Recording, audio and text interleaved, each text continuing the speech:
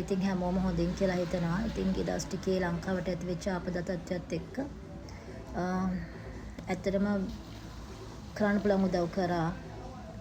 ආහාර පාන ඒ කියන්නේ ගොඩක්ම ආහාර කැම් පාර්සල් සමග වතුර බෝතල් ඒ වගේ දේවල් මගේ පැත්තෙන් නම් මම කරේ. ගෙදරින් යන්න දෙන්නෙත් නෑ බොහොම අමාරුවෙන්. මගට ගිහින් දුන්නා වගේ දෙයක් තමයි වුනේ. මොකද ගෙවල් වලින් යවන්නේ ගෙවල් වලින් බයයි. අම්මලා බයයි එළියට යනවට අපි. ඇත්තටම මාර වේදනාවක් ඒක. ඒක දරන්න බෑ. මොකද අපේ මිනිස්සු අපේම එකමලේ මෙහෙම වෙනකොට තමන් ජීවිත කාලෙම හදාගත්ත දේවල් දවසින් එක මොහොතින් ක්ෂණයකින් නැති වෙනකොට දරන්න පුළුවන්ද?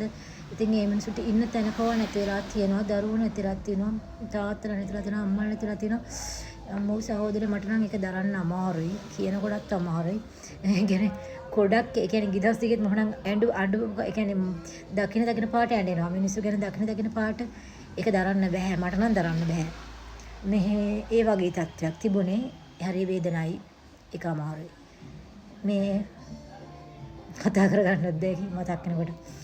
ඉතින් එහෙම අනේ පුළුවන් තරම් උදව් කරන්න පුළුවන් තරම් ෆෝන් එකකින් හරි කමන්නේ උදව් කරන්න මිනිස්සුන්ට.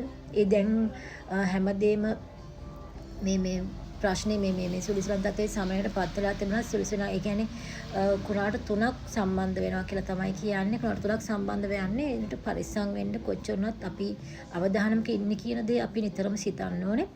ඒ වගේම මේක හරි ගියා කියලා හිතන්න එපා. මොකද සුලි කුණාට 3ක් එක ළඟ කැරකෙන කියන දේ තමයි යාලා පෙන්නන්නේ. නිතරම අපි මේ කෙන ගොඩක් වෙලාවට අපිට මේ කියන්නේ අපිට කියලා කියන දේ තමයි අපි කරන්න ඕනේ. අපිට හිතන දේ කරන්න හොඳ නැහැ. දෙයක් දුන්නම දැනුවත් කිරීමක් කරාම අපි ඒ දේවල් පිළිපදින්න පුරුදු වෙන්න ඕනේ. ඒවට අවනත වෙන්න පුරුදු වෙන්න ඕනේ. ඉතින් ඒ නිසා පුළුවන් තරම් අපේ අයට උදව් කරමු. දැන් වැටිච්ච තැන් වලින් නැගිටින එක තමයි කරන්න තියෙන්නේ. රටක් විදිහට ගොඩක් දේවල් ගොඩක් නැති වුණා.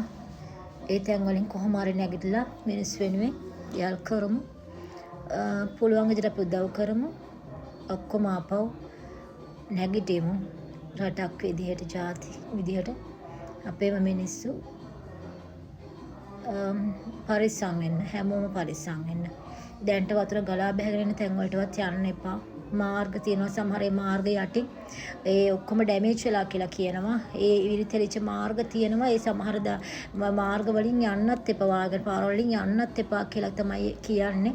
ඉතින් අනේ පරිස්සම් වෙන්න. අතර මේ ලොකු ජල ගැල්මකින් පස්සේ හැමදේම ලොකු ඩැමේජ් වෙනවා. ගොඩක් ඩැමේජ් වෙනවා. අපිට නොපෙනී ඇතුලෙන් ගිලා බැහිම් වෙනවා ගොඩක්. ඒ නිසා පරිස්සම් වෙන්න. පාරවල යනකොටත් ගස් වැටෙන්න පුළුවන්. ගෙදරටලා ඉන්න බලන්න පුළුවන් තරම් උදව් කරන්න පුළුවන් තරම් උදව් කරන්න. ඒ වගේම උදව් කරනවා කිකි පරිස්සම් වෙන්න. එළියට යනකොට ගොඩක් පරිස්සම් වෙන්න. නැත්නම් අපවත් නොහිතන දේවල් වෙන්න පුළුවන්.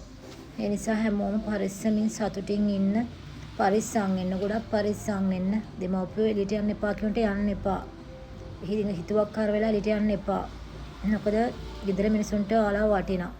ඒ නිසා ගොඩක් පරිස්සමින් මේ දවස් ටික ගත කරන්න. මේ කාලේ ඉවර වෙනකම් තාම අවදානමේ අපි ඉන්නේ. පොඩ්ඩක් වැස්ස අඩු වුණාට සුළඟ අඩු වුණාට ඒ නිසා මේ ටික පහව යනකම් පරිස්සමින් ඉන්න කියලා කියනවා හැමෝටම ගොඩක් ආදරේ. ගොඩක් පරිස්සම් වෙන්න.